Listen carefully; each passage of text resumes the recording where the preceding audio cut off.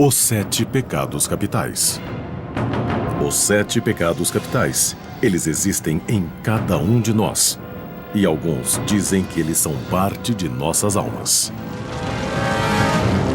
Esses pecados são fatais, eles têm um efeito gravemente destruidor na vida espiritual de uma pessoa. Luxúria, inveja, gula, preguiça, avareza, ira e soberba. De acordo com a teologia cristã, pecar é simplesmente pensar nesses pecados capitais. A Bíblia diz que o resultado do pecado é a morte. Cada um desses pecados tem uma história secreta revelando como eles se tornaram capitais. Os 7 pecados capitais tiveram um enorme impacto na história, na sociedade e em nossas almas. Você não pode transgredir a lei moral de Deus sem que alguém pague um preço terrível.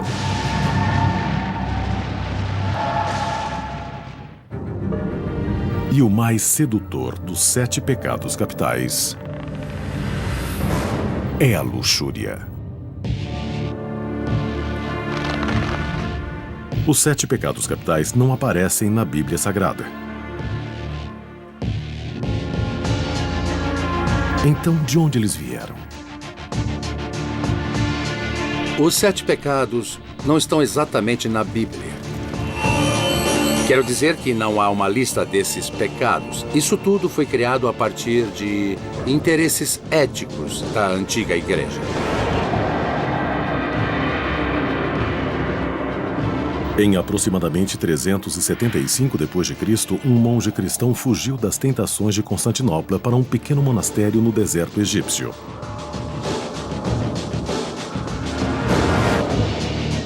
Seu nome era Evagrius Ponticus. Essa existência isolada o levou a se aprofundar em sua alma e logo ele começou a catalogar seus pensamentos. Evagrio trabalhou nessa lista de pensamentos tentadores. Ele lutou com a soberba, a luxúria e a gula. Evagrius reduziu as numerosas tentações em uma única lista dos mais aterrorizantes e perigosos. A lista era composta de 8 pensamentos tentadores: luxúria, gula, preguiça, avareza, ira, soberba, vaidade e tristeza. De certa forma, você pode comparar esses pecados com a maconha, que é considerada uma droga de iniciação clássica. E esses são, na falta de um termo que explique melhor, pensamentos de iniciação. Você cai nesse padrão de pensamento e ele cria uma vulnerabilidade, ele cria uma falha. Ao criar a lista, Evagrius deve ter refletido sobre sua própria vida de pecados. O ex-diácono esteve envolvido com a esposa de um dignatário romano antes de se exilar no deserto. Houve um pecado com o qual ele lutou mais do que os outros, mesmo no exílio: a luxúria. Apesar desses monges raramente virem mulheres, a tentação da luxúria se mantinha. Quando os pensamentos de luxúria lhes vinham à mente, eles os distraíam colocando os dedos nas chamas das lamparinas para que pensassem naquela dor, ao invés de outras que pudessem ter em seus corpos.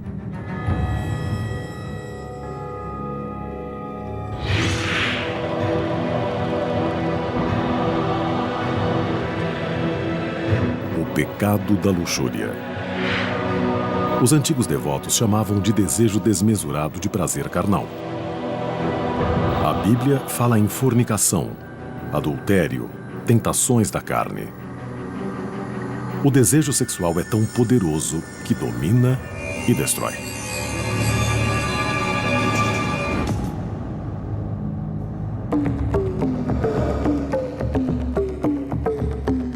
Apesar da luxúria não ser condenada no mundo antigo, e sim celebrada. Na Índia, os templos hindus em Khajuraho eram decorados com milhares de esculturas de posições sexuais complexas, retiradas dos escritos eróticos chamados de Kama Sutra.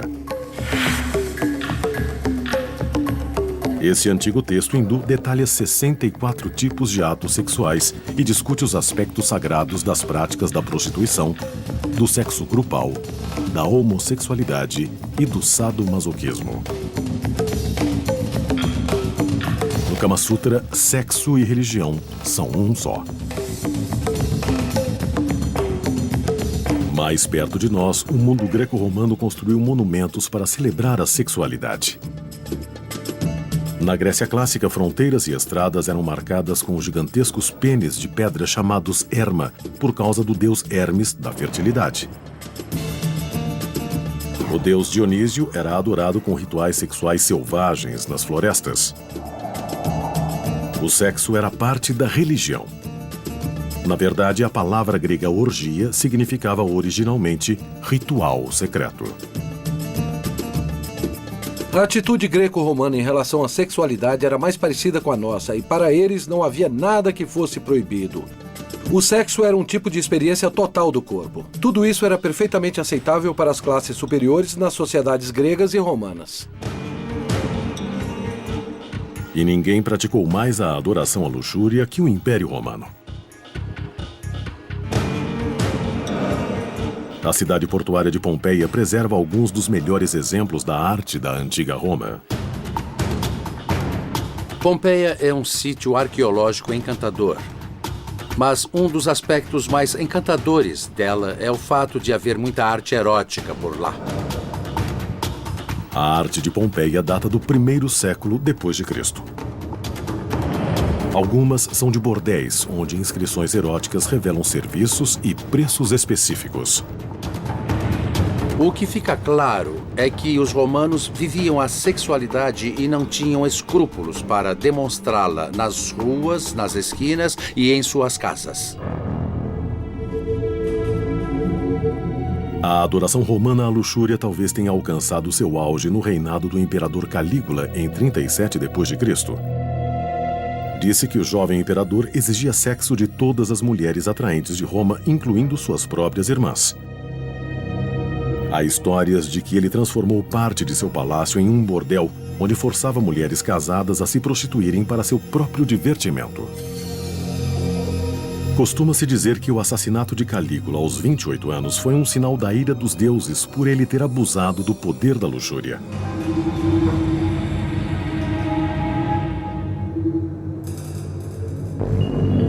Os romanos transformaram a luxúria numa deusa, Vênus, a deidade voluptuosa da sexualidade. Uma das maneiras mais antigas de se pensar na criação é o fato dos deuses e deusas serem criados da mesma maneira que nós. Eles procriaram. Agradecemos aos deuses pela sua atividade sexual, porque é graças a isso que temos plantações, seres humanos e tudo que é vivo na face da Terra. Roma. Um conceito bem diferente da sexualidade começa a surgir em outra parte, no Antigo Oriente Médio. Na herança judaico-islâmico-cristã, a Terra não é uma deusa, mas uma coisa. E Deus é o grande solteirão do céu. Assim, não existe o mesmo tipo de celebração da sexualidade dos deuses e deusas nesse grupo de religiões.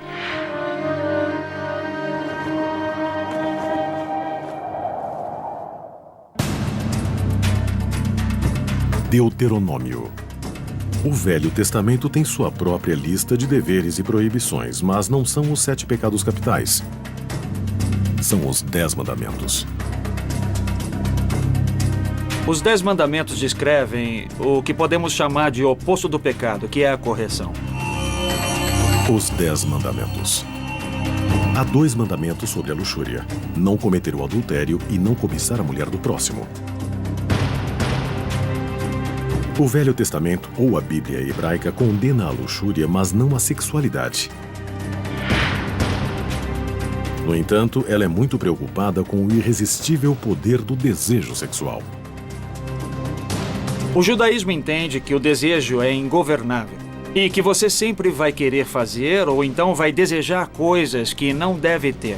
O desejo em si não é pecado, só o que você faz com ele.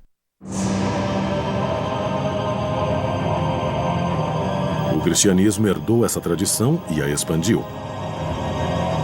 Jesus diz aos seus seguidores que eles cometem o pecado do adultério mesmo quando apenas olham para uma mulher com desejo. Jesus aponta e enfatiza os pecados do pensamento. Você pode cometer o adultério mentalmente. Jesus diz que a punição para o pecado é o inferno, a danação eterna. Os fiéis acreditam que, cometendo os 7 pecados capitais, uma pessoa vai para o inferno. Apesar de, em lugar algum da Bíblia, haver uma descrição do inferno. A representação mais poderosa da danação para os pecadores vem gerações depois da pena do escritor italiano Dante Alighieri. Foi por volta de 1320 d.C. que Dante escreveu a Divina Comédia, uma descrição elaborada do inferno, do purgatório e do paraíso. A história começa quando Dante se vê perdido nas florestas escuras.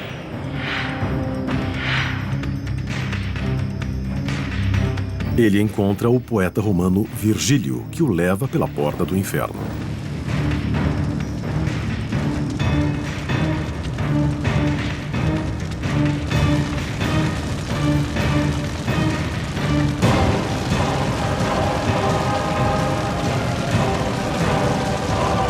Dante descreve os 9 círculos do inferno. Os círculos têm punições progressivamente piores, do pecado menos ofensivo até o mais terrível. Todos os 7 pecados capitais estão representados. O preço que cada pecador deve pagar é de acordo com o crime que cometeu.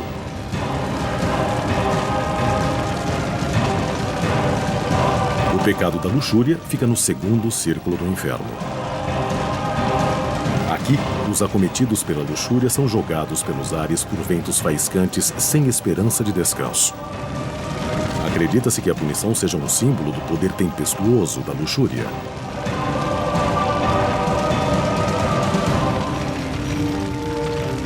Dante tratou o pecado da luxúria como o menos grave dos pecados. Considera-se que ele tenha pegado leve porque seria mais culpado por esse pecado.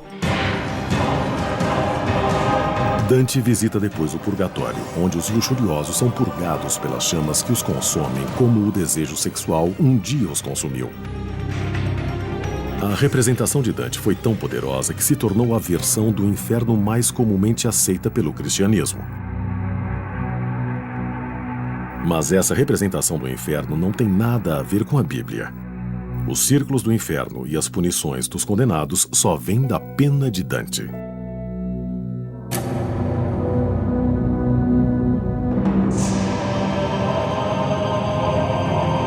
Mas o posicionamento bíblico contra a luxúria não deteve uma seita cristã antiga.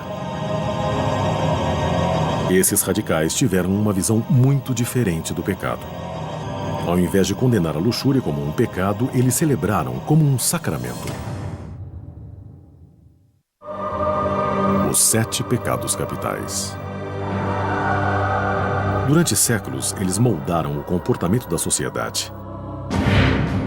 Para os fiéis, quando combinados, eles representavam um código moral para uma vida bem vivida.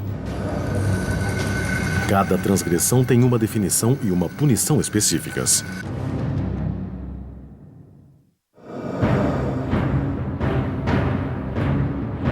A religião cristã é bem específica em sua visão da luxúria. A Bíblia cristã diz: nem os imorais, nem os idólatras, nem os adúlteros, nem os efeminados, nem os sodomitas irão herdar o reino de Deus. Bíblia Sagrada.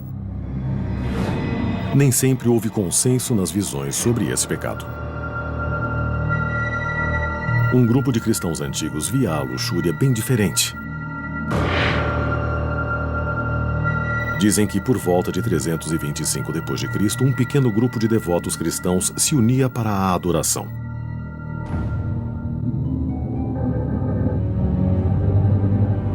O serviço começava com o ritual do desnudamento, seguido por uma unção. Depois, uma massagem em grupo e culminava num ato sexual entre o sacerdote e a sacerdotisa. A seita era chamada de carpocrática, parte de um movimento chamado de cristianismo gnóstico. A palavra gnóstico vem da palavra grega gnosis, que significa conhecimento ou informação. Os gnósticos tinham uma ideia muito diferente sobre o que era pecado. Na verdade, no Evangelho de Maria, Jesus diz claramente que não existe o pecado.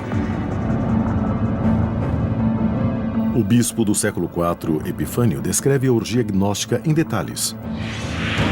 Eles entram em um frenesi entre si, sujam suas mãos em suas secreções e rezam totalmente nus.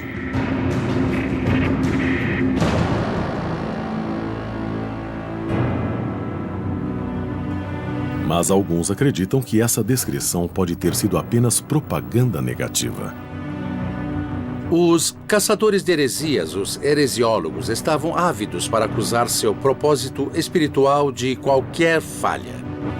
Eles diziam que alguns gnósticos faziam sexo com quem quisessem. Eles faziam festas de sexo, consumiam fluidos corporais uns dos outros. Era o que os heresiólogos diziam. Parece que a linha principal da igreja cristã viu o culto à luxúria como uma ameaça ao seu poder e às suas almas. Então, ela reagiu. Os evangelhos gnósticos foram destruídos. Os grupos foram proscritos, deixando para a história somente os contos sombrios dos cristãos antignósticos.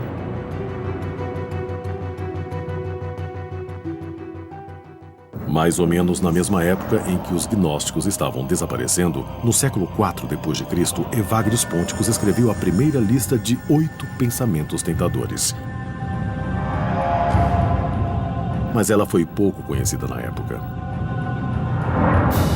Evagrius viveu em reclusão no deserto e fez sua lista somente para os monges.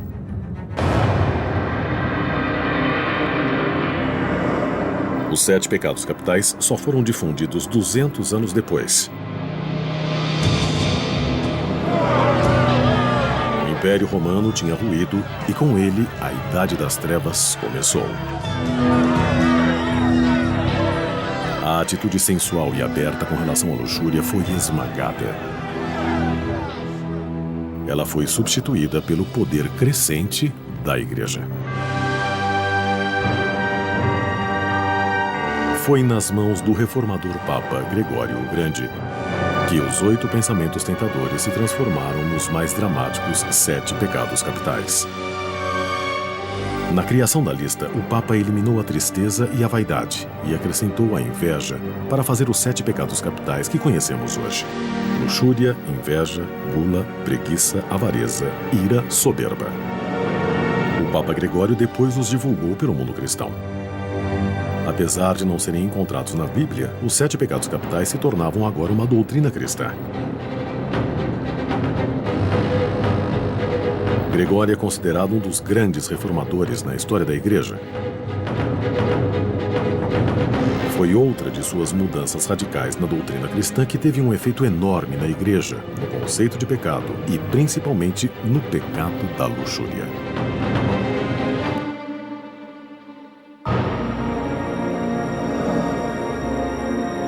O Papa declarou que todos os padres na Igreja Católica Romana deviam ser celibatários. Até aquela época, o casamento era uma opção para os padres cristãos. Imagina-se que a regra do celibato tenha sido pensada parcialmente para consolidar seu poder. O Papa Gregório não queria que a propriedade da Igreja fosse herdada pelos filhos dos padres e bispos. O resultado foi mais abrangente. Em um período de tempo relativamente curto, o celibato evoluiu de um conceito teológico para uma acusação indiscriminada da sexualidade e da luxúria para todos os fiéis.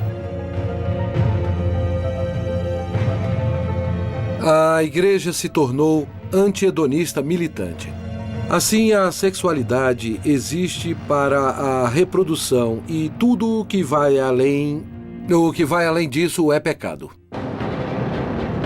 O clero celibatário agora escrevia as regras das interações sociais e políticas.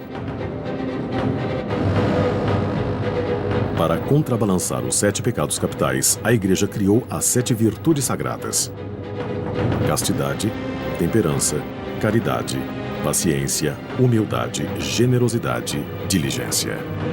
Eles estariam para sempre ligados na batalha pelas almas dos homens. O oposto da luxúria é a castidade, uma qualidade que dirigiu os pensamentos dos cristãos durante séculos. Para os teólogos medievais, o problema não era só a luxúria, mas qualquer forma de sexualidade. A Idade das Trevas condenava a luxúria mesmo no casamento. Essa seria a atitude da civilização ocidental em relação à sexualidade por quase 1000 anos. A luxúria foi demonizada. A crença popular da época era de que cada pecado podia habitar ou possuir uma pessoa em forma de um demônio específico. O único jeito de livrar os afligidos por esses demônios era pela prática do exorcismo. Vamos, saia!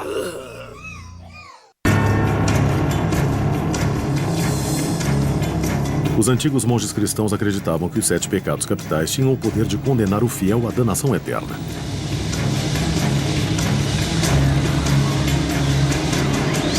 Quando homens e mulheres devotos cometiam pecados, alguns acreditavam que isso se devia a demônios.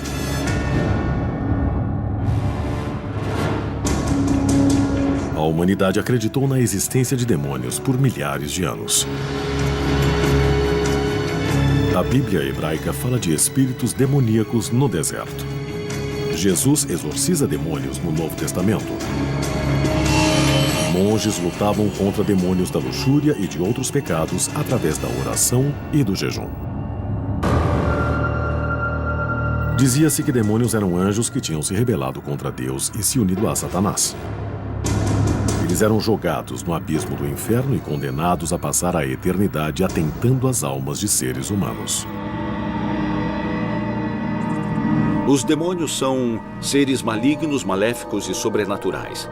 E agora eles rondam a Terra procurando moradia nos corpos humanos para exercitar seu serviço do mal. Na Idade Média, o estudo dos demônios ou demonologia se tornou quase uma ciência. Monges cristãos começaram a catalogar demônios.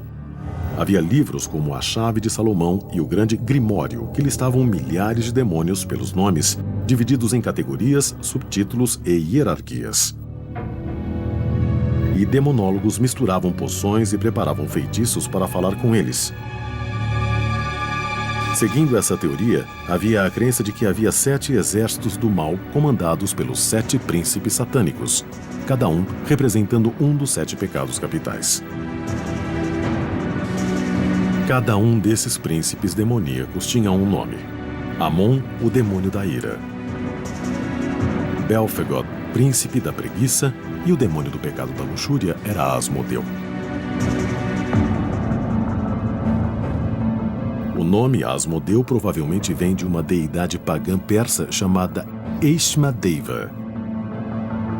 Uma das primeiras aparições desse demônio em escrituras é no livro de Tobias, onde o demônio possui sexualmente uma linda e jovem mulher e a força a matar 7 de seus pretendentes. O demônio é um ser perigoso e poderoso. Mas textos mágicos, como o Testamento de Salomão, dizem que Asmodeu podia ser controlado através de feitiços.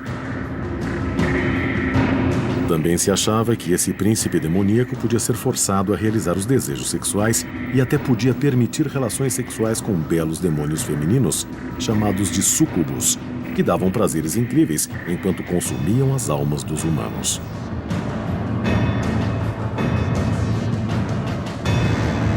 Mas há aqueles que dizem que as histórias de relações sexuais com demônios não são só metáforas, são reais. E assim... Eu renuncio a qualquer direito legal que detenha meu destino. Em suas missas na igreja, o pastor Bob Larson trava sua própria batalha contra esses príncipes demoníacos. Nos Coríntios, capítulo 10, de 3 a 5, fala-se na destruição das fortalezas espirituais. Os 7 pecados capitais atacam a sociedade da qual todos nós fazemos parte. Somos todos parte de uma trama entrelaçada. Alguém ganha e alguém perde quando a lei moral é transgredida. É por isso que há 7 pecados capitais, e eles são fatais. Vai, traz minha Bíblia, rápido. O modo tradicional de lutar contra os demônios é com o exorcismo, expulsando os demônios do pecado e forçando-os a lutar. Vamos, saia! A prática do exorcismo é tão antiga quanto a crença nos demônios. Na Idade Média, vários sinais de possessão foram instituídos. Entre eles está falar em língua estranha, habilidade ou força sobrenatural, aversão a tudo que é sagrado, blasfêmia ou sacrilégio abundantes. Há várias soluções para a possessão. Demônios podem ser provocados por várias coisas sagradas. Tocar a pessoa com óleo de unção no sinal da cruz, a presença de uma cruz ou da Bíblia, rezar, ler a Escritura. Coisas que são sagradas e que um demônio não gosta de ter por perto vão incomodá-los. Entre os demônios mais comuns que o pastor Bob enfrenta está Asmodeu, príncipe do pecado da luxúria. Asmodeu, demônio da luxúria. Eu lido frequentemente com o demônio da luxúria. Às vezes ele entra através da pornografia. Geralmente ele entra quando alguém abusa sexualmente daquela pessoa. Larson usa vários métodos antigos para tentar livrar uma pessoa do demônio da luxúria. Eu ordeno o que o demônio deve dizer. Vai se atormentar, atormentar. Por exemplo, eu, o demônio da luxúria, renuncio ao meu direito a essa pessoa, uma criatura de Deus, e não exigirei mais o direito a ela. Saia! Aí ele vai lutar e pode dizer: não vou embora, essa pessoa é minha, tem que ir embora. E você continua dizendo a ele que deve ir embora. Vai sim. Os exorcismos de Bob Larson são controversos para a linha principal da igreja, mas eles se baseiam em rituais tão antigos quanto a própria religião. Tem que ir embora. Os 7 pecados capitais foram associados aos demônios e ao exorcismo na Idade Média. No mesmo período, 1213 d.C., para ser exato, a Igreja agregou mais um detalhe à história do pecado: a confissão. Foi exigido que os cristãos fossem a um padre pelo menos uma vez ao ano e descrevessem seus pecados nos mínimos detalhes. Um guia para ajudar os fiéis a determinar exatamente o que deviam confessar, a Igreja os ensinou a considerar a lista dos 7 pecados capitais. Você encontra citações frequentes de bispos dizendo que as pessoas devem refletir sobre os 7 pecados capitais e que deviam pensar nisso quando fossem se confessar. Era em torno desse tipo de coisa que eles deveriam organizar e mudar suas vidas. Os 7 pecados capitais foram institucionalizados. Eles se tornaram parte da cultura popular por toda a Europa. Foram esculpidos em igrejas, pintados em altares, desenhados nas Bíblias e descritos em contos e histórias, poesias e epopeias.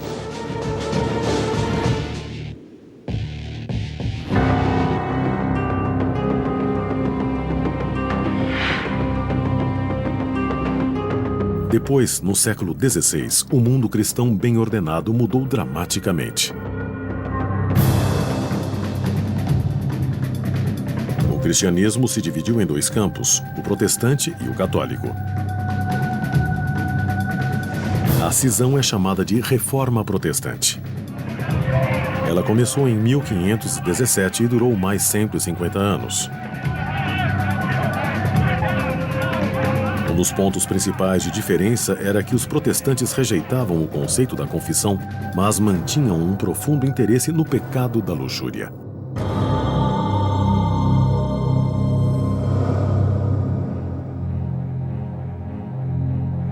Durante esse período, uma seita de protestantes chamada de puritanos fugiu do continente europeu pecador para buscar liberdade religiosa no Novo Mundo. Os puritanos foram nomeados assim por causa de suas crenças devotas e seu objetivo principal de criar uma forma mais pura de adoração e doutrina. Eles pretendiam criar uma colônia na América do Norte onde o pecado não seria tolerado. 1620 d.C. Quando os puritanos chegaram a Plymouth, em Massachusetts, em 1620, formaram uma colônia onde o pecado da luxúria era central em sua teologia e seu código de leis. Em Plymouth, cometer o pecado da luxúria trazia penalidades graves. Mulheres flagradas cometendo adultério eram condenadas a usar a letra A para o resto de suas vidas. Os puritanos flagrados em qualquer atividade sexual fora do casamento enfrentavam o açoite, a humilhação pública em troncos e, no caso da sodomia ou relações com animais, eram mortos.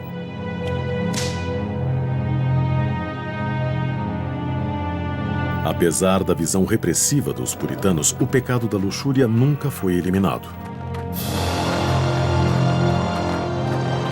Alguns dizem que é porque a humanidade sempre teve a luxúria inata.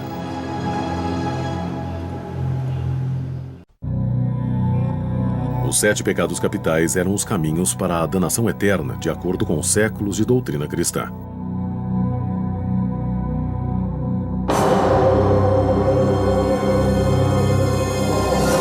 O pecado da luxúria é condenado na Bíblia, na tradição cristã e na herança puritana americana. Mas apesar da repressão, o demônio da luxúria nunca desapareceu.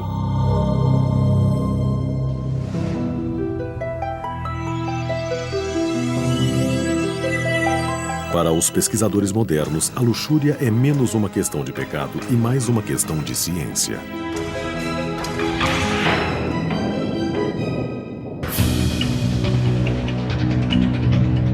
Os 7 pecados capitais são totalmente carregados de biologia. A luxúria, a ira ou a avareza são sentimentos que, se praticados com moderação, contribuem para o sucesso dos indivíduos que os praticam. Mesmo com as mudanças da sociedade durante os séculos, nossos instintos humanos primários se mantiveram os mesmos. O impulso sexual humano não mudou durante 4 milhões de anos. A luxúria não é uma emoção. É um impulso, uma motivação que vem de partes muito primitivas do cérebro. Centro Henry H. Wheeler Jr. de Imagens do Cérebro. Alguns neurocientistas acham que sabem agora por que a luxúria não pode ser eliminada. O instinto básico de acasalar, ou o que nós comumente nos referimos como desejo sexual, vem do hormônio da testosterona. Esse elemento químico está presente no impulso sexual de homens e mulheres. A química neurológica do amor romântico é a dopamina, que regula o prazer e a concentração.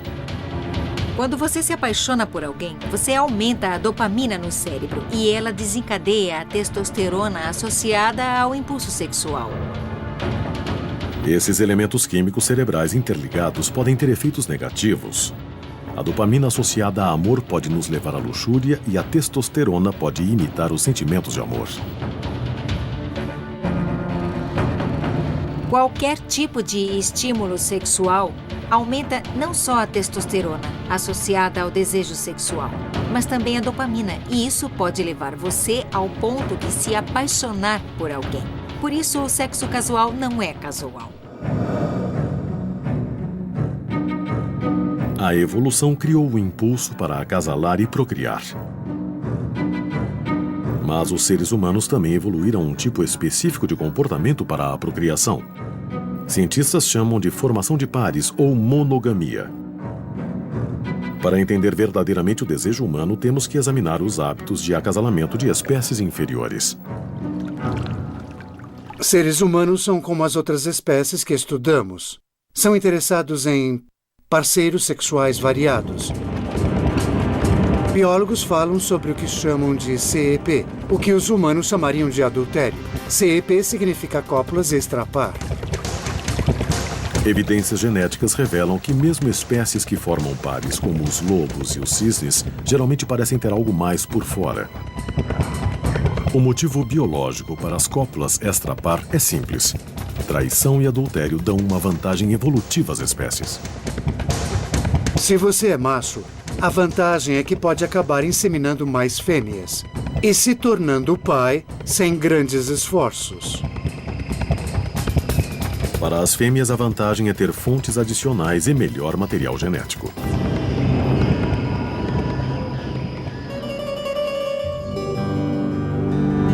Talvez o único motivo da luxúria ser chamada de pecado seria para controlar a cópula extrapar, ou como os humanos chamam, o adultério. Se alguém anda por aí na luxúria, há uma chance de acabar copulando com minha mulher. Ou se sou uma mulher, podem acabar competindo comigo pelo meu homem. Da perspectiva da sociedade, é vantajoso conter a luxúria dos indivíduos. Durante séculos, houve uma grande cruzada para reprimir o pecado da luxúria que obteve muito sucesso. Bíblia Sagrada. Mas o início do século XX seria um renascimento. E a luxúria se beneficiaria dele.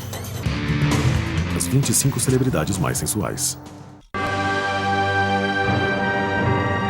Os 7 pecados capitais foram compilados pela Igreja Cristã como um código moral para todos os fiéis. O pecado da luxúria teve uma história cheia de altos e baixos. Celebrado entre os antigos gregos e romanos, difamado na Idade Média e até mesmo proscrito pelos puritanos na América.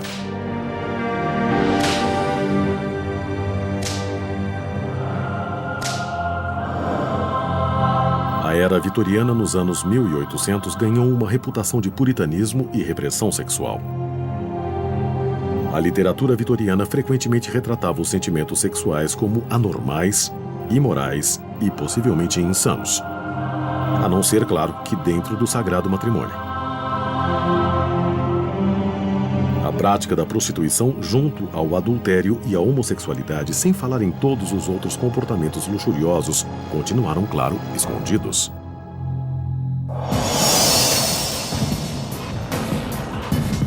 Uma nova era para a luxúria começou na virada do século XX, quando a industrialização trouxe avanços tecnológicos e urbanização. As garçons dos anos 20 marcaram uma evolução no conceito de luxúria, uma nova visão sexualizada da mulher. Nos anos 50, a pílula anticoncepcional estava disponível e pronta para transformar a sexualidade e o pecado da luxúria.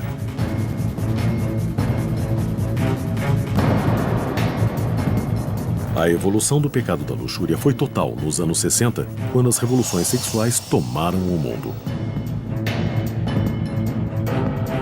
Parecia que o pecado da luxúria e a virtude da castidade tinham mudado de lugar. A virtude e o vício eram parecidos aos olhos de quem via. Na crista da onda da revolução e, de certa forma, a direcionando estava um homem, Hugh Hefner. Sem dúvidas, meu pecado preferido é a luxúria. Um desejo pela vida é muito saudável. Isso inclui a sexualidade.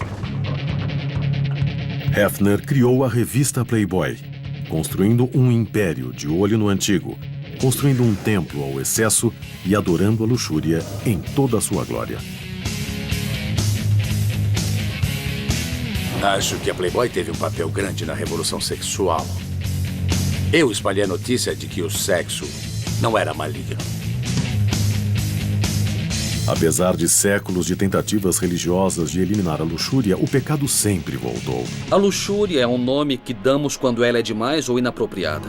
Existe um motivo biológico ou neurológico para ele continuar sendo uma tentação vital?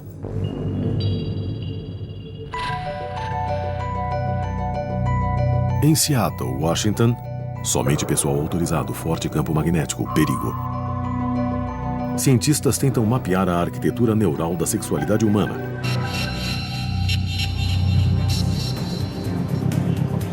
O Dr. Ken Meravia investiga como a luxúria e a sexualidade afetam cada parte do cérebro humano. Ele usa duas tecnologias. Uma é a máquina de ressonância magnética. A outra tecnologia é um simples aparelho de DVD. Apresentamos às nossas cobaias estímulos que consistem em cenas de sexo explícito para provocar sua habilidade de ficarem excitados. O experimento é simples. As cobaias são expostas a vídeos neutros para se conseguir uma base. Depois, as imagens se tornam mais sexualmente explícitas durante alguns minutos, enquanto Meravia e sua equipe assistem às mudanças no cérebro da pessoa. Temos áreas nos lóbulos frontais que são associadas à recompensa e aos sentimentos de prazer. Elas são ativadas com a excitação. A amígdala se ativa e essa é uma das áreas de avaliação na tomada de decisões do cérebro.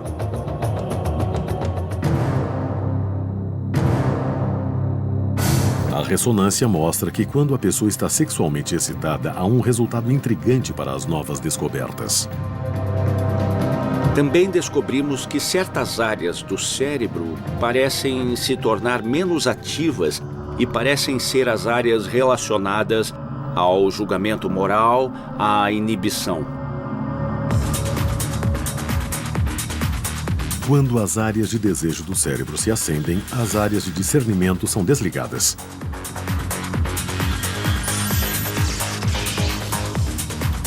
A conclusão: quanto mais uma pessoa fica excitada, menos acesso ela tem ao discernimento claro. Parece que a ciência mostra uma ligação direta entre o desejo e o discernimento fraco.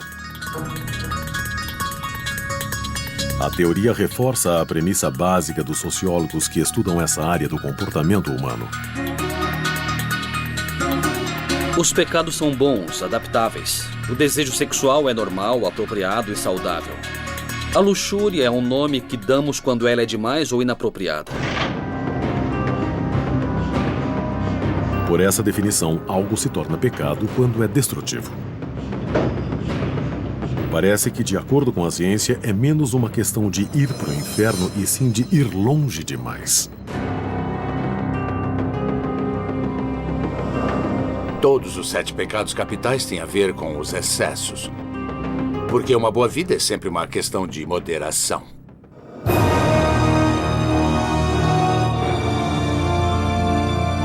As mesmas energias que nos motivam a fazer o bem podem ser desviadas e nos fazer pecar. Então, é importante entendermos que essa é uma batalha permanente e intrincada dentro de todas as almas. A qualidade de sua vida e o sagrado de sua alma dependem das decisões que você toma todos os dias de sua vida. No cristianismo, um pecado é um pecado e pronto. Não é uma questão do que passa nos padrões de hoje em dia. Esses são padrões eternos.